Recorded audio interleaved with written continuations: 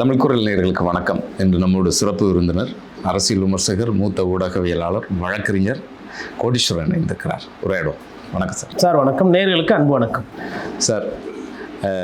தமிழ்நாட்டினுடைய நீர் ஆதாரமான காவிரியில் ஏகப்பட்ட சிக்கல்கள். இந்த மேகதாட்டு அணை விவகாரத்தில் முதலமைச்சர் விஜய் அவர்கள் வாய் திறக்காதது, அவருடைய ஜனநாயகன் திரைப்படம் கர்நாடகத்தில் ஓடிட்டுருக்கிறதுல எந்த விதமான சிக்கலும் ஏற்படக்கூடாது அப்படிங்கிறதுனால தான் அப்படின்னு சொல்லி ஜூனியர் விகடன் ஒரு செய்தி எழுதியிருக்கிறாங்க. இதை எப்படி புரிஞ்சுக்கிறது சார்? சார், ஜூவியில் இந்த செய்தி இருக்கிறது ஓகே, அது அவங்க ஒரு அடிப்படையிலையோ இல்லை ஒரு வியூகத்தின் அடிப்படையிலையோ இல்லை எழுதியிருக்கிறாங்க. ஒரு படம் சம்பந்தமாக அதை சுருக்கணுமான்றதுல எனக்கு ஒரு வருத்தம். ஏன்னா செய்தி மேபி உண்மையாக இருக்கலாம், இல்லை தவறாக இருக்கலாம், அது தன்மை வேறு. ஒரு முதலமைச்சரோட படம் ஓடுது ஓடாது, அதுவும் தமிழ்நாட்டினுடைய ஒரு தண்ணி பிரச்சனையும் ஒன்றான்னா அது சத்தியமாக ஒன்றும் கிடையாது. சரிதான். ஆனால் இப்போ நீட்டு விவகாரத்தில் பெரும் போராட்டம் நடந்தது, அதில் வாய் திறந்தது மாதிரி இல்லை. பல்வேறு பிரச்சனைகள் இருக்குது. ஆனால் அமைச்சர்கள்லாம் திரைப்படத்தை ப்ரமோட் பண்ணுறதுக்கும் அழுறதும் இந்த விஷயத்தில் தானே. அதுதான் இப்போ என்னென்னா, ஜூவி மாதிரி ஒரு பத்திரிகையே இந்த சூழ்நிலைக்கு தள்ளி இருக்கிறாங்க இன்றைக்கி ஆட்சியாளர்கள். இது மாதிரி ஒரு அசாதாரண ஒரு சூழ்நிலையோ இல்லை இது மாதிரி நம்ம பார்த்தது கிடையாது. பொதுவாக காவேரி பிரச்சனைன்னு வரும்போது இதுக்கு முன்னாடி இருந்த ஆட்சியாளர்கள் ஒரு வலிமையான ஒரு எதிர்வினை, வலிமையான ஒரு குரலை தான் எடுத்து வச்சிருக்காங்க. அது அம்மையார் ஜெயலலிதா, கலைஞர் கருணாநிதி அவர்கள், அப்புறம் ஸ்டாலின் அவர்கள், எடப்பாடி பழனிசாமி கூட்டணியில் இருந்தால் கூட சரி, இந்த மாதிரி பிரச்சனைகள்லாம் டெல்லி புறப்பட்டு போய் ஏதோ ஒன்று பண்ணிக்கின்னு அந்த அவங்க பீரியடில் பார்த்திங்கன்னா இவ்வளோ பிரச்சனை இல்லையே. ஒரு 3500 கன அடி தண்ணி வாங்க முடியல, கேட்டு வாங்க முடியலன்னா நம்ம இன்னும் வெங்காயத்துக்கு கூட்டணியில் இருக்கணும். இந்த கோவம் யாருக்கு வரணும்? விஜய் சாருக்கு தான் வரணும். உட்காந்து கடிதம் எழுதிட்டு இருக்கீங்க. இதே ஸ்டாலின் அவர்கள் கடிதம் எழுதப்போ நீங்கள் கேள்வி கேட்டிங்களா? அப்போ இனிப்பாக இருந்துச்சா? அப்போது ஒரு சைடு அமைச்சர்கள்லாம் என்ன பண்ணுறாங்க, உட்காந்து படம் பார்த்துட்டு இருக்கிறாங்க, ரீல்ஸ் போட்டுட்ருக்காங்க. அங்கே விவசாயிக்கு தண்ணி வரல. அப்போ அந்த வெற்றி கொண்டாட்டம் இதுக்கப்புறமா 50 நாள் ப்ளஸ் அந்த ஃபங்க்ஷன் இந்த ஃபங்க்ஷன் அதையே நீங்கள் அரசு விழாவாக கிட்டத்தட்ட கொண்டாடுவீங்க. அதாவது எம்எல்ஏக்கள் அமைச்சர்கள் போய் ஒரு விஷயம் எல்லாம் கலந்துக்கிறாங்கன்னா கிட்டத்தட்ட அரசு விழா மாதிரி ஆகிடும். அரசு விழா அல்ல, அரசு விழா மாதிரி ஆகிடும். அப்போ உங்களோட தேவை, உங்களோட நோக்கம் என்பது இந்த மாதிரி விஷயத்தில் தான் இருக்குது. இப்போ பொதுமக்கள் பிரச்சனைக்கும் எதுக்கும் இல்லை. அப்போது முதலமைச்சரோட அந்த மௌனம், தொடர்ந்து மௌனம். இப்போ கடிதம் எழுதுறதுன்றது சார், அது ஒரு சம்பிரதாயம். இப்போ கடிதம் எழுதுனா அவங்க திருப்பி கடிதம் எழுத போகிறாங்க. தண்ணி வந்துச்சா? அதான் கேள்வி. அதே மாதிரி ஒவ்வொரு வாட்டியுமே பாருங்கள், இந்த இலங்கை மீனவர்கள் பிடிச்சிட்டு போவாங்க. அங்கே இருக்கிறவங்களும் இவங்க கடிதம் எழுதுவாங்க. பட் அதை ஒரு சில நேரத்தில் அந்த மீனவர்களை விடுவிப்பாங்க. பட் ஒரு சில நேரத்தில் அந்த பிரச்சனை இருக்குது. அப்போது அதுக்கு ஒரு நிரந்தர ஒரு தீர்வு இல்லை நிரந்தர ஒரு புரிதல் பாதிக்காமல் வந்துச்சுன்னா வரல. காவேரின்றது இன்னும் மிகப்பெரிய பிரச்சனை. ஏன்னா நமக்கு ஒரு பாதி தமிழ்நாடோட நீர் ஆதாரம், ஒரு 60% மக்களோட பிரச்சனை. இந்த பிரச்சனையில் நீங்கள் பட்டும் படாத மாதிரி இருக்கிறீங்க. அதுவும் அந்த கடிதத்தோட தன்மையை படித்து பார்த்தா தூக்கம் வருது. உண்மையிலே நான் இன்னும் ஒரு 3 வாட்டி படித்தா தூங்கிட்டு இருப்பேன். அதாவது வழவழ குழான்னு மத்திய அமைச்சர் இப்படி பேசியிருக்கிறார், இது தப்பு, இது காவேரி நீர் மேலாண்மை வாரியத்துக்கோ இல்லை உச்சநீதிமன்றம் சொன்னதுக்கெலாம் அது கருத்து எதிரானது. ஒரு கண்டன வார்த்தைகள் இருக்கணும்ல. ஐயா, இது எங்கள் பிரச்சனை. நாங்கள் 4 மாநிலம் சம்மந்தப்பட்டிருக்கோம். கர்நாடகா, தமிழ்நாடு, கேரளா, பாண்டிச்சேரி. இது பற்றி தெரியாமல் ஒருத்தர் அறகுறையாக பேசிகிட்டு இருக்காரு. இவரெல்லாம் அமைச்சரா? அதாவது தேர்வு சரியாக நடத்த முடியல, தேர்வு எழுது துப்பு இல்லை, நடத்த துப்பு இல்லைன்னா இந்த அமைச்சர் பதவியே ராஜினாமா பண்ண சொல்லுவோம், தூக்கி எறிங்க அப்படின்னு மாணவர்கள் போராட்டம். நீட்டு விவகாரத்தில் காவேரி பிரச்சனையில் தொடர்ந்து மத்திய அரசு இந்த மாதிரி பண்ணிக்கிட்டு இருக்குது. கேட்டால் டிபிஆர் சரியில்லை, திருப்பி அனுப்பு, அதை சரி பண்ணி கொடுத்தா பார்த்துக்கலாம். காவேரி மேலாண்மை வாரியம் சொன்ன மாதிரி இல்லை, தரவுகள் அதுக்கு ஏற்ற மாதிரி இல்லை, அதுக்கேற்ற மாதிரி கொடுங்க பார்க்கலாம், நாங்கள் திருப்பி அனுப்பிச்சிட்டோன்னு சொல்கிறாரு. அப்போ என்ன அர்த்தம்? அதில் தப்பு இருந்திருக்கு, அது சொல்ல வேண்டியதானே? ஆமாம். நீர் அதாவது தீர்ப்பு என்ன சொல்லியிருக்கு? நீரோட போக்கையோ நீரோட பகிர்வையோ பாதிக்காத மாதிரி யாரும் எதுவும் செய்யக்கூடாதுன்னு இருக்குங்க தீர்ப்பில். இதுதான் அந்த தீர்ப்பினுடைய சாரம்சம். மொத்தம் கிட்டத்தட்ட 3-4 civil petition, writ, miscellaneous petition, review, என்னென்னமோ ஒரு சட்டத்தில் என்னென்ன சாத்தியக்கூறுகள் இருக்குதோ அத்தனை கூறுகளும் போட்டு பல வருடங்கள் பல நீதியரசர்கள் உட்காந்து ஒரு அருமையான தீர்ப்பு, யாருக்கும் எந்த பிரச்சனையும் வராத மாதிரி கொடுத்துக்கிறாங்க. காவேரிக்கு அதில் ஓர வஞ்சனெல்லாம் செய்யலை, கர்நாடகாவுக்கு அது ஓர வஞ்சனை செய்யலை. அவங்க எடுத்துக்கிட்டு தான் மீதி தான் வருது. இந்த மீதியை கொடுக்கறதுல தான் இவங்களுக்கு வலிக்குது. அதாவது அதனுடைய கெப்பாசிட்டி ஜாஸ்தி. அதில் 177.25 டிஎம்சி. அதில் தமிழ்நாடு எடுத்துக்கின்னு அது அப்படியே கொஞ்சம் பாண்டிச்சேரிக்கு கூட போகும். ஒரு கணக்கு இருக்குது அதில். அப்போ கீழே இருக்கிற மாநிலங்கள் பாதிக்கக்கூடாது. அதே காவேரி தண்ணி கேரளாவுக்கும் கொஞ்சம் போகுது, அதுவும் பாதிக்கக்கூடாது. அப்படி பண்ணதை வந்துட்டு முதலமைச்சர் எவ்வளோ மோசமாக புரிஞ்சிருக்காரு. இது இப்போ நேற்று வந்து அங்கே தீப்பந்தம் ஏற்றி அங்கே விவசாயி போராட்டம் பண்ணுறாங்க. இங்கே விவசாயி போராட்டம் பண்ணால் காவல்துறை வந்துட்டு இல்லை தப்பு, உங்களை வந்து நாங்கள் காவல்துறையில் வைக்கிறோம், வீட்டு அடைப்பில் வைக்கிறோன்னு. அங்கே எப்படி இருக்கிறாங்க அரசியல்வாதி? போராட்டம் பண்ண பார்த்துக்கலாம், தண்ணி கொடுக்கக்கூடாது. ஒத்துமையாக இருக்கிறாங்களா விவசாயம் அரசியல்வாதியும்? இங்கே விவசாயம் அரசியல்வாதியும் இல்லை. இவங்களை இறக்கி விட்டால் தானே தமிழக அரசுக்கே ஒரு பலம். நாட்டில் பிரச்சனை பயந்து சாப்பிட்றாங்க சார். மாணவர்கள் நீட் எதிர்த்து போராடினா நமக்கு சார், அதாவது விவசாயிக்கு எது பிடிக்குதுன்றது முக்கியம் இல்லை, மோடிஜிக்கு எது பிடிக்குதுன்றதான் முக்கியம். நான் பாட்டு நீங்கள் போராட்டத்தை டைட்டாக பண்ணிவிட்டு ஜி கோச்சிக்கினாருன்னா நான் என்ன வியாபாரம் பண்ணுறேன்? குதிரை பேர அரசியல் பண்ணுறேன். குதிரை பேர அரசியல் நான் பண்ணும்போது நான் எப்படி மோடிஜியை பற்றி பேச முடியும்? ஒன்று கூட்டணி போயிருக்கணும், போட்ட சீன் அப்படி போக முடியாது. இல்லை அதிமுகவை தனியாக கைட்டிக்கின்னு பலமாக வச்சுட்டு இருந்தால் இதுக்கெல்லாம் பயந்து சாக வேண்டியது கிடையாது. நான் என்ன பண்ணுறது? எனக்கு காங்கிரஸ் தான் எனக்கு 5 சீட்டு கொடுத்தாங்க, வாங்கினேன், பத்தலை. இப்போ காங்கிரஸையும் கேள்வி கேட்க முடியாது. அதாவது ஒரு அரசியலில் எப்படி போய் சின்ன பின்னமாக செதஞ்சு போய் சிக்கியிருக்கிறாங்க தெரியுதா? அதிமுகவோட கூட்டணி வச்சுட்டு பிஜேபியை ஒதுக்கி விடு, நான் வரேன், எனக்கு திமுக தான் எதிரின்னா கூட்டணியும் தப்பிச்சிருக்கோம், இன்றைக்கி ஏதோ 4 கேள்வி கேட்கலாம். ஆமாம். ஆனால் அதை செய்யலை. சரி, அதிமுகவை தொடாமல் இந்த எம்எல்ஏக்களை இது பண்ணாமலாம் அவங்க கூட கூட்டணிக்கு வெளியில் சப்போர்ட்டு, கம்யூனிஸ்ட்டு கூட்டணிக்கு வெளியில் சப்போர்ட்டு, காங்கிரஸும் வெளியே இருந்துக்கிட்டோம், ஒன்றும் பிரச்சனை இல்லை, எல்லாரையும் கேள்வி கேட்கலாம். ஆனால் நீங்கள் என்ன பண்ணிட்டீங்க? உங்கள் கட்சியிலே ஊழல்வாதிகள், அதிமுக இருக்கிற ஊழல்வாதிகளை சேர்த்திட்டீங்க.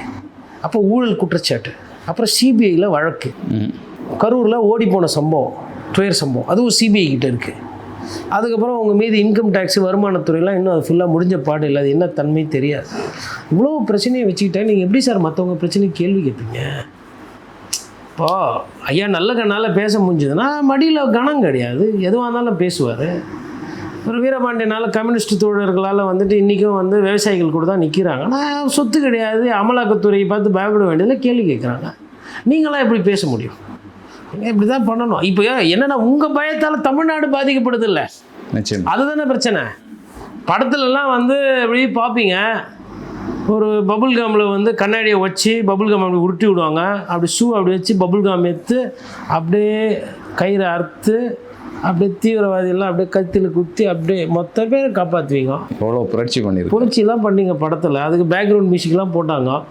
ஐயா தண்ணி வரல ஐயா, ஆடு மாடுலேருந்து விவசாயிகள்லேருந்து குடிக்கிறதுக்குலேருந்து எல்லாத்துக்கும் தேவை, அதெல்லாம் கேளுங்க. நான் உட்காந்து கடிதம் எழுதுறீங்க, ஏதோ விண்வெளியிலேருந்து ஏதோ கடிதம் அந்த புராண காலத்துலலாம் சொல்லுவாங்கள்ல, அந்த மாதிரி உட்காந்து நல்லா இல்லை புறா ஒன்று வாங்கி கொடுத்தா புறா காலில் கட்டி அனுப்புவீங்க உங்களுக்கு கடிதத்தை. என்ன பண்ணுறீங்க நீங்கள்? இவ்வளோதான் உங்கள் கோவமா? சரி, கோவத்தை கூட வந்து டைரெக்டாக காட்ட வேணாம் சார், பயம் இருக்கும் சார், அதை மறைச்சி ஏதோ நடுவர் மன்றம் அந்த தீர்ப்பாயம் உட்காந்து கூடுது பேசுது. அது வந்து ஒரு சொல்லுது 3500 கியூசெக்ஸு பஞ்சாயத்து அப்புறம் இருக்கட்டும், ஜூன் மாதத்துலேருந்து தண்ணி போகல, ஜூன்லேயும் பற்றாக்குறை, ஜூலைலேயும் பற்றாக்குறை, ஜூலையும் முடிய போகுது, இது ஆகஸ்ட் வரப்போகுது, இன்னும் 2-3 நாளில் 3500 கியூசெக்கு 15 நாள் தண்ணி விடுப்பானா? தண்ணி விட முடியாதுன்றாங்க. நீங்கள் இங்கே உட்காந்துக்கிட்டு 10வது அடுக்கில் அமைச்சருங்கெல்லாம், அதாவது முதலமைச்சருக்கு தனியாக சிறப்பாக பார்த்தா கடல் தெரியணுமா, 10வது மாடியிலேருந்து நிர்வாகம் பண்ணால் ஆட்சி ஏறுமுகமாக இருக்கும்னு யாரோ ஒருத்தர் சொல்லிட்டாராம்.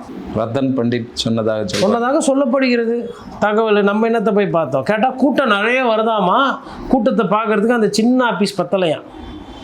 எனக்கு ஒரு அதிகாரி சொல்லியிருந்தார், ஒரு பெட்ரூம் எப்படி இருக்கணும்னா ரொம்ப பெருசாக இருந்தால் நல்லா இருக்காது, ரொம்ப சிறுசாக இருந்தால் அமைப்பாக இருக்காது, அது இருக்க வேண்டிய சைஸில் இருக்கணும், அது ஒரு இருட்டு இருக்கணும், காலையில் ஜன்னல் திறந்தால் வெளிச்சம் வரணும், ஒரு படுத்து உறங்கக்கூடிய ஒரு பெட்ரூமுக்குன்னு ஒரு சில அமைப்பு இருக்குது. அப்போ தான் யோசித்தேன், இப்போ பெட்ரூம் இப்போ ஒரு இந்த சைடு ஒரு 30 அடி, இந்த சைடு 30 அடி பெட்ரூம் வந்து ஒரு பெட்டை போட்டு உங்களை படுக்க வச்சா தூக்கம் வருமா? அதில் பெருசாக இருக்கும், அந்த அந்த மூலையில் ஏதோ நின்று ஆடுற மாதிரி இருக்கும், இந்த மூலையில் காற்றச்சா யாரோ வரா மாதிரி இருக்கும். அப்போ உங்களோட புரிதல் என்ன? ஏன்னா நான் தலைமைச் செயலகம் நான் போயிருக்கேன். அந்த பழைய பில்டிங்லாம் இப்போ அந்த பழைய முதலமைச்சரோட அலுவலகம் தாராளமாக இருக்குங்க, இடம் விசாலமான இடங்க. வண்டி விடுறதுக்கு தான் பிரச்சனை, பார்க்கிங் பெரிய பிரச்சனைங்க. சாப்பிட்றதுக்கு பிரச்சனை, அரசு ஊழியர்கள் உட்காந்து சாப்பிட்றதுக்கு இடம் இருக்காது. ஏன்னா நிறைய பேர் பார்ப்பேன் லிஃப்ட்டில் படிக்கட்டில் வந்து மரத்து கீழே கேன்டீன் பக்கத்தில், அதுக்கப்புறம் பின்னாடி பாழடைஞ்ச பில்டிங் மாதிரி இருக்கும், அதுக்கு வெளியில் இந்த டிரைவருங்க ஓயங்க இந்த செக்ஷனில் இருக்கிறவங்கெல்லாம் படிக்கட்டு ஏறுற இடத்துல வராண்டாவில் உட்காந்து சாப்பிடுவாங்க. அதெல்லாம் இருக்குங்க. அப்புறம் வண்டி போக்குவரத்து நெரிசல் இருக்குது.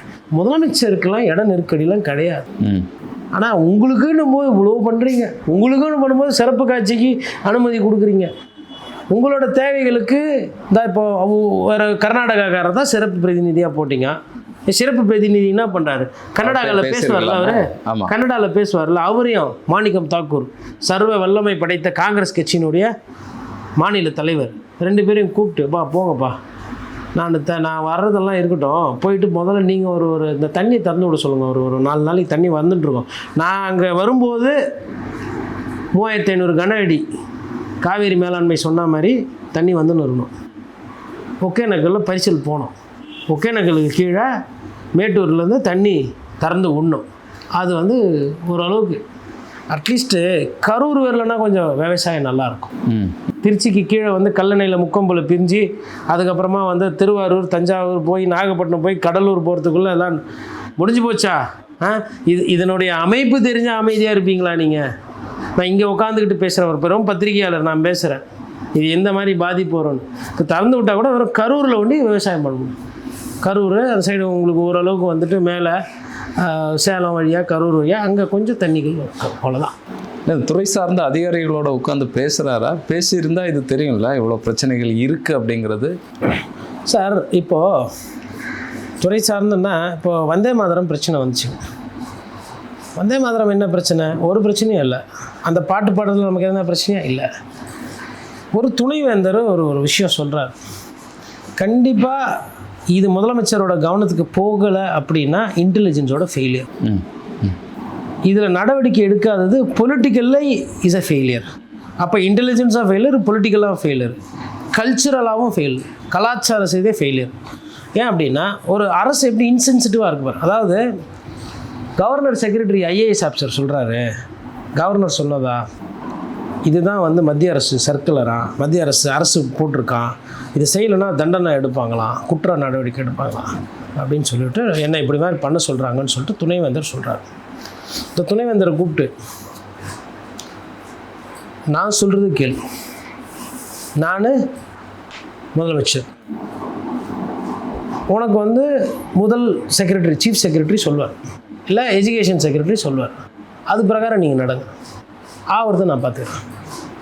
இல்லைங்க நான் கவர்னர் மீறி போக மாட்டேன், சரி 2 நாள் லீவ் போட்டு போய்டு, ரெஜிஸ்டாரை வச்சு நான் நடத்திக்கிறேன்.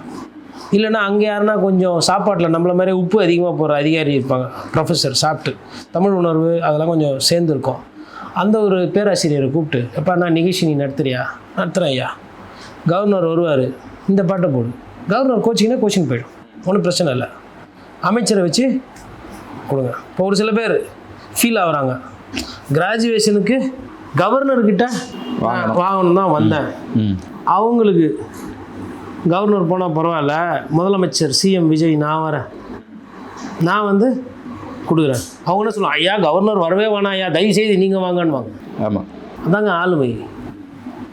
கவர்னர் வந்தால் அந்த பாட்டு போடணும்ல, முதலமைச்சர் நானே வரேன், என் பேர் சேரு நிகழ்ச்சியில் வரேன், எப்படி பார்க்குறாங்க போடும். ஃபஸ்ட்டு தமிழ் தாய் வாழ்த்து, நீராறும் கடல் எடுத்து, மனோன்மணியன் சுந்தரனார தாத்தாவோட பேரில் இருக்கிற பல்கலைக்கழகத்தில் அவர் எழுதின பாட்டை நம்மளால் பாட முடியல, அதாவது 3வது இடத்துக்கு அந்த பாட்டு போகுதுன்னா ஒத்துக்குவீங்களா? சரி நான் கேட்குறேன், இப்போது மொதல் இடத்துல நீங்கள் இருக்கிறீங்க பிரதமரா, 2வது இடத்துல எதிர்கட்சி தலைவராக ஜெயிச்சவர் ராகுல் காந்தி, 3வது இடத்துல மற்ற கட்சிகள் இருக்குது, திரிணாமுல் காங்கிரஸ், இது 3வது இடத்துல இருக்கிறவரை முதல் இடத்துக்கு போட்டு அவர் தான் பிரதமராகிறவர் இனிமேல்ட்டு எதிர்கட்சி தலைவர் மாற்றினா சும்மா இருப்பீங்களா? இல்லை ஒரு மெடல் ஓடுறாங்க, கோல்டை சில்வர்னும், சில்வரை பிரான்ஸனும், பிரான்ஸை தூக்கி கோல்டானா விடுவீங்களா? அதுதான் ஐயா நீங்கள் பண்ணுறது. 3மே மெடல் தான். தமிழ்நாட்டில் நாங்கள் எங்கள் கலாச்சார மரபு இது, அதை எதுக்கு மாற்றுறீங்க? நாங்கள் பாட மாட்டோம் சொல்லலையே, அப்பாவுக்கும் அம்மாவுக்கும் எதுக்கும் சண்டைன்னு கேட்குறேன். குடும்பம் என்ன ஆகுதுன்னு கேட்குறேன் நான். இது என் தாய், தமிழ் தாய் வாழ்த்து. இது எனக்கு அப்பா என்னை வளர்த்து ஆளாக்குறது தேசியன்றது. இது தமிழ் தேசியம், மாநில உணர்வுக்கும் தேசிய உணர்வுக்கும் எந்த கேவலத்துக்கு இந்த மாதிரி சண்டை முட்டி விடுறீங்க? இதை இப்போ என் குடும்பத்துக்கு எடுக்கிறது தானே. இப்போது என் அப்பாவும் என் அம்மாவும் சண்டை போட்டாங்கன்னா குடும்பம் விளங்காது. அது மாதிரி இப்போது நீங்கள் என்ன பண்ணுறீங்க, இப்படி மாற்றி விட்றீங்க. யாருக்கு கேட்க பண்ணுறீங்க? உங்களுக்கு எல்லாம் ஒன்று, உங்கள் மொழி, உங்களுக்கு பிரச்சனை கிடையாது. எங்களுக்கு அப்படி இல்லையே. நாங்கள் இந்தி எங்களுக்கு தாய்மொழி இல்லையே. நாங்கள் இந்தி எதிர்க்கலையே, இந்திக்கு எதிரானவர்கள் இல்லையா. இந்த பாடல் நாங்கள் பாட மாட்டோம் சொல்லலையே, பாடுவோம். எங்கள் மரபை ஏன் மாற்றுறீங்க? எங்கள் கலாச்சாரத்தை ஏன் மாற்றுறீங்க? முதல்வர் கொஞ்சம் சைலண்ட்டாக ஜம்முன்னு இருக்கிறதுனால இப்படிலாம் பண்ணுவீங்களா? இப்போ இதே வேறு யாருன்னா இருந்தாங்கன்னா இதெல்லாம் விட்டு கொடுக்க மாட்டாங்கல்ல. இப்போ நீ வரவே வேணாம், நீங்கள் வந்தால் தானே போடணும். ஏற்கனவே இருந்த ஆட்சியாளர்கள்லாம் இதில் ரொம்ப ஸ்ட்ராங்காக இருந்தாங்களே. ஏங்க ஸ்டாலின் அவர்கள், அதுக்கு முன்னாடி எடப்பாடி, ஏங்க ஓபிஎஸ் அவர்கள் காலத்தில் கூட இதெல்லாம் நடக்கலைங்க. ஓபிஎஸ் ஆட்சி காலத்துலேயும் தானே பிஜேபி இருந்தது. ஓபிஎஸ் ஆட்சி காலத்தில் இந்த மாதிரி பஞ்சாயத்துலாம் வந்துச்சா? அப்போ நீங்கள் வந்து கவர்னருக்கு உங்கள் மேலே சுத்தமாக பயமே கிடையாது. இப்போ கவர்னர் அவர் கொஞ்சம் யோசிப்பார்ல, என்னடா இது தமிழ்நாட்டில் இருக்கிறோம், நம்ம லோக்பவன் ராஜ்பவனுக்கு கரண்ட்லேருந்து தண்ணியிலேருந்து எல்லாமே மாநில அரசு தான் கொடுக்குது. நம்ம ரோட்டில் டிராஃபிக்கில் போகும்போது காவல்துறை, மாநில காவல்துறை தான் எல்லாம் பண்ணோம். நம்ம என்ன தான் பேசினாலும் முதலமைச்சர் பேசினா அவங்க அதை தான் கேட்பாங்க. நம்ம எதுக்கு இந்த மாதிரி தேவையில்லாத சிக்கலுக்கு போகணும், நம்ம அமைதியாக இருந்துட்டு போயிடுவோம். அந்த எண்ணம் வரலையா? உங்களை எதிர்த்து இல்லை உங்களை கிண்டல் பண்ணி உங்களை வந்து மொக்க குலைக்க வச்சு தானே அவங்க அரசியல் பண்ணுறாங்க. அதை நீங்கள் அனுமதிக்கிறீங்கல்ல. நான் அந்த உணர்வு முதலமைச்சருக்கோ இங்கே இருக்கக்கூடிய அடுத்த படத்தில் வரலாம். மேபி வேறுனா யாருன்னா ஒரு கதாநாயகர் அடுத்த படத்தில் வந்து அந்த உணர்வெல்லாம் காட்டி பண்ணுவோம். அதனால் எதுக்கு நான் சொல்ல வரேன்னா, துறை ரீதியாக தான் உட்காந்து ஒரு சில விஷயத்த பேசணும் கொள்ளணும்னு கிடையாது. இப்போ நம்ம என்ன துறை ரீதியாக நீங்களும் நானும் இல்லை நம்ம நேயர்கள்லாம் துறை ரீதியாக உட்காந்து பேசிகிட்டு இருக்கீங்க. அது நியாயமான ஒரு கேள்வி வருதுல்ல. ஏன்ப்பா ஒரு பாட்டை முதல்ல பாடிக்கிறது அதுதான் பாடிக்கிட்டு இருக்கிறாங்க, அந்த பாட்டை மாற்றுறது உங்களுக்கு என்ன சில்லற புத்தி? இந்த ஒரு கேள்வி வருதுல்ல. இதுக்கு ஒரு அரசு ஆணை, இதுக்கு ஒரு பாராளுமன்றத்தில் ஒரு விவாதம், இதுக்கு வந்து அதை ஓட்டு போகிறதுக்கு ஒரு எம்பிகள், அதை நீங்கள் சட்டமாக போட்டு இது பிரகாரம் பண்ணலைன்னா நாங்கள் தண்டனை கொடுப்போம், நடவடிக்கை எடுப்போம், நீங்கள் மிரட்டுவீங்க. இது என்ன விதமான அல்பத்தனமானது? அப்போது உங்களுக்கு வந்து இதெல்லாம் வந்து தேவையில்லாத வேலை தானே. அதனால் இதே யார் கேட்கணும்? படத்தில் இருக்கும்போது கேட்குறீங்க, நிஜத்தில் வந்தால் கேட்க மாட்டேறீங்க, அமைதியாக இருக்கிறீங்க. அதாவது காவேரியில் அமைதி, அந்த தமிழ்தாய் வாழ்த்து பாடலில் அமைதி, கவர்னர் வருவாராம் அவருக்கு எல்லாம் முன்னுரிமை கொடுப்பாங்களாம், அதெல்லாம் அமைதி. தெரியல, இது இனிமேல் எப்படி தான் அமைதியாக தான் போகும்னு நினைக்கிறேன் நான். விடுதலை சிறுத்தைகள் கட்சியினுடைய முக்கியமான பொறுப்பாளர் ஆளூர் ஷானவாஸ் வந்து இங்கே பாஜகவினுடைய ஆட்சி தான் நடக்குது அப்படின்னு சொல்லி நேர்காணலில் பேசுகிறாரு. ஒரு பக்கம் திருமாவளவன் அவர்கள் தாவேக்காவை பாதுகாக்கக்கூடிய வேலையை செய்கிறாங்க. அவர்கிட்ட கேட்கும்போது அதான் நாங்கள் பாஜகவை எதிர்க்கிறோமே அப்படிங்கிற மாதிரி சொல்கிறாரு. வெளிப்படையாகவே ஷானவாஸ் பேசுகிறத எப்படி பார்க்குறது? ஐயா, ஷானவாஸ்க்கு அரசியலில் நேரம் சரியில்லைன்னு நினைக்கிறேன். எப்படி சரியில்லைன்னா, கட்சி தலைமை என்ன நினைக்குதோ அதை தான் பேசணும். அவருக்கு தமிழ் உணர்வு ஜாஸ்தியாக இருக்குது, தமிழ்நாட்டு மீது அக்கறை அதிகமாக இருக்குது, அரசியல் தெளிவு மற்றவர்களோட அதிகமாக இருக்குது. அது யாரோட பிரச்சனை? அவரோட பிரச்சனை. இப்போ அண்ணன் வன்னியரசு இருக்கிறாரு, எழுச்சி தமிழர் திருமாவளவன் இருக்கிறாங்க. அவங்க எப்படி அப்படி பட்டுப்படாத மாதிரி பேசுகிறாங்க? எங்கன்னா ஒரு இடத்துல விஜய் சாரை விட்டு கொடுக்குறாங்களா? நீங்கள் கூட்டணியில் தானே இருக்கீங்க. அப்போ கூட்டணியில் இருந்துக்கிட்டு இந்த மாதிரி பேசினா என்ன வேலை? இது இப்படியே தொடர்ந்து தான் என்ன ஆகும்னா ஷானவாஸ்க்கு நெருக்கடி வரும். ஷானவாஸ் பேசுவது உண்மை, ஷானவாஸ் கேள்வி எழுப்புறது தர்மம். அது வந்து தமிழ் தேசியமாக, தமிழ்நாடு, தமிழ் தேசியம், தமிழ்நாட்டு நலன், தமிழ் சமுதாயத்துக்காக பேசக்கூடிய பேச்சு. அதை தான் இன்னைக்கு பாதுகாக்கிறதுக்கு ஆள் இல்லையே. இவர் தனியாக இவர் பாதுகாக்க முடியுமா? இவர் ஏதோ முயற்சி பண்ணுறாரு. இப்போ எல்லாம் சேர்ந்து இவரை ரவுண்டு கட்டி அநேகமாக கொஞ்ச நாளில் இப்படியே போச்சுன்னா கட்சி விட்டு வெளியேற்றிடுவாங்க. நடக்கும். அது என்ன சொல்லுவாங்கன்னா, பொதுக்குழு கூட்டணும், செயற்குழு கூட்டணும். தம்பி ஷானவாஸோட பேச்சு வந்து நிறைய பேருக்கு கொந்தளிப்பை ஏற்படுத்துச்சு. அதாவது நாட்டு மக்கள் எல்லாருமே ரசிக்கிறாங்க.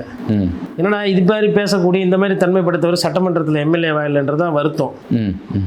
இப்போ ஷானவாஸெல்லாம் வந்து இஸ்லாமியர், விடுதலை சிறுத்தைகள் கட்சியினுடைய முன்னாள் எம்எல்ஏலாம் சுருக்க முடியாது. பார்வை பெருசு. ஒரிஜினலாக பார்த்தா அண்ணாவோட அந்த தன்மை, அந்த பேச்சாற்றல் எங்கன்னா என்றைக்குன்னா ஆபாசத்தை கட்ட ஊற்றி விட்டுருக்காரு அவர். இல்லை யாருக்குன்னா ஃபோனில் வந்து உனக்கு ஒச்சிருவேன், மிரட்டுருவேன், ஜெட்டியோடு அவுத்து உட்கார வைப்பேன், எதனா ஷானவாஸோட பேச்சு இருந்திருக்கா? அது ஒரு பேச்சுக்கு தமிழுக்கு வந்து ஒரு தெளிவான உச்சரிப்பிலிருந்து ஆரம்பித்து கண்ணியமான சொல்லாடல், நேர்மையான ஒரு அரசியல் வாழ்க்கை, எனக்கு இது போதுன்ற மாதிரி. எங்கன்னா கல்குவாரியில் ஆளூர் ஷானவாஸ்க்கு வேண்டப்பட்ட பாய்ங்க போய் பிரியாணி கேட்டாங்க, ஒன்றுமே இல்லை. ஆனால் இந்த மாதிரி அரசியல்வாதிகளை தான் நம்ம செலிப்ரேட் பண்ணுறதுல அவருக்கு வெளிப்படையாக சொல்லி அவருக்கு கெட்ட நேரம் ஆரம்பிச்சிருச்சு. ஏன்னா அவரோட பார்வைகள் அரசுக்கு எதிராக இருக்கிறது, விஜய் அவர்களை கேள்வி கேட்குற தன்மையில் இருக்குது. அது தமிழகத்தில் இருந்துக்கிட்டு அந்த போன்ற கருத்துக்கள் சொல்லுவது பத்திரிகையாளர்களுக்கோ இல்லை இந்த போல் அரசியல்வாதிகளுக்கோ அது நல்லது இல்லை. ஏன்னா தன்மை அப்படி இருக்குது. எதனா பேசுனா வந்து, அதாவது முதலமைச்சரை யாருன்னா எதனா கேள்வி கேட்டால் பிடிச்சி ஜெயிலில் போகிறாங்க. ஆமாம். நேற்று விக்டோரியா நீதியரசர் அவர்கள் கேட்குறாங்க கேள்வி, என்னப்பா உங்களுக்கு ஒரு நியாயம் ஊருக்கு ஒரு நியாயமா? நாம் தமிழர் கட்சி சீமான் அவர்களை பற்றி இவ்வளவு மோசமாக இவ்வளவு கேவலமாக பேசியிருக்கிறாங்க. அவர் வந்து பணம் பெற்றுக்கொண்டு அரசியல் வாழ்க்கையை கேள்விக்குறிகிற மாதிரி இருக்குது. யார் போய் பார்த்தது? ஆதாரம் இருக்கா? இதுக்கெல்லாம் நடவடிக்கை எடுக்க மாட்டேன்னு கோர்ட்டு தலையிட்டு எஃப்ஐஆர் போட சொல்லு. அப்போது எவ்வளவு ஓரவஞ்சனைகள் பாருங்க.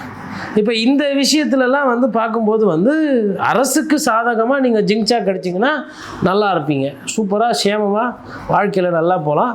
அதுதான் அந்த அவர் ஆளூர் ஷானவாஸ் என்ன நினைக்கிறாருன்னா, ஆமாம் அவர் பார்க்குறாரு கவர்னர் ஹாப்பியாக இருக்கார், பிஜேபியில் இருக்கிறவங்களாம் ஹாப்பியாக இருக்கிறாங்க, நீட்டு தேர்வுக்கு இங்கே பெரிய போராட்டமோ பெரிய பிரச்சனையோ எதுவுமே இல்லை, கம்யூனிஸ்ட் கட்சி அவங்க பால நிலையம் கொடுத்தாங்க, அப்புறமா அவங்களே திருப்பி வாங்கிக்கினாங்க, போதும் இதோட போதும் முடிச்சிக்கலாம், இதுக்கு மேலே போனால் சிக்கல் அப்படின்ற மாதிரி. அப்போ இதெல்லாம் பார்க்கும்போது ஹாப்பியாக தானே இருக்கீங்க. மத்திய அரசும் ஹாப்பி, மாநில அரசும் ஹாப்பி. அது ஆளூர் ஷானவாஸ்க்கு பொறுக்கலை. என்னப்பா அவனும் சிரிக்கிறான் நீயும் சிரிக்கிற, தண்ணி வரலப்பா அப்படின்னா அது பேசி போய் கர்நாடகாவில் வாங்கிட்டு வந்துடுவோன்னு போகிறாங்க. அதனால் அவர் பாவம் பத்திரிகையாளரில் அவர் 1000 இருந்தாலும் அதனால் அவர் அரசியல்வாதின்றதை அடிக்கடி மறந்துடுறாரு. அதனால் ஏற்கனவே இவர் டிஎம்கேக்கு போவார் அப்படின்னு ஒரு நான் கேட்குறேன், அவர் டிஎம்கேக்கு போட்டோம் இல்லை தெருவில் உட்காந்து அழுவிட்டோம் இல்லை நடு ரோட்டில் பார்த்து தூங்கிட்டோம், அது ஒரு பிரச்சனை. கேட்ட கேள்வி கரெக்டாக இல்லை. தமிழ்தாய் வாழ்த்து தமிழில் மொதல் இடத்துல தமிழ்நாட்டில் பாடி இந்த பாட்டை தூக்கி 3வது இடத்துக்கு மாற்றி நீ யாருன்னு கேட்குறாப்புல. இதில் நியாயம் இருக்கா இல்லையா? அவ்வளோதான். கேட்க எந்த கட்சினா இருக்கட்டும், அவரு கேட்குற கேள்வி நியாயம் தானே. அவங்க வந்து நீட்டு தேர்வு வந்து ஒரு விஷத்தனமான ஒரு பயிற்சின்றாங்க. இப்போ நாம் தமிழர் கட்சி சீமானும் அதே கேள்வி தான் கேட்குறாரு. இதே நீட்டுக்கு எதிராக தான் வைகோவும் பேசியிருந்தார். இப்போ என்னென்னா டெல்லியில் போய் புஸ்தகம் திறந்து வைக்கிறாராம். இப்போ ரொம்ப முக்கியம் புத்தகம் டெல்லியில் திறந்து வைக்கிறது. அதுக்கு ராகுல் காந்தி அப்புறம் விஜய் சார் வர்றதா சொன்னாராம், அப்புறம் இவர் தான் வேணான்ட்டாராம். அது மாதிரி குதிரை பேரம் மாதிரி என்னது இதெல்லாம் நம்புற மாதிரியா இருக்கு? இந்த சகோதரர்கள்லாம் சொல்லுவாங்க என்னென்ன சொல்கிறாங்க பாருங்கள், கம்பி கட்டுற கதையெல்லாம் போடுறாங்கன்ற மாதிரி அந்த மாதிரி இருக்குதுங்க. இங்கே மக்கள் பிரச்சனை இவ்வளோ இருக்குது. இப்போ யாருமே புக்கே படிக்கிறது இல்லைன்னு அது என்ன பண்ணுறதுன்னு ராஜ்மோகன் போட்டு தலையை பிச்சுக்கிட்டு இருக்கு. அப்படி எப்படி படிக்க வைக்கிறது? நம்ம தான் இவங்களெல்லாம் இன்ஸ்டா ரீல்ஸுக்கு இது பண்ணோம். எப்படி இப்போ பயிற்சி பாருங்கள் நிலமை.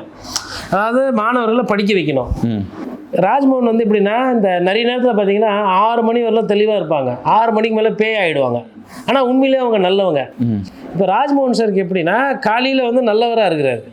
அதாவது மாணவர்களை படிக்க வைக்கணும், நல்ல கருத்து சொல்லணும், மாணவ சமுதாயம் இந்த பள்ளிக்கூடத்தில் இது பண்ணணும்.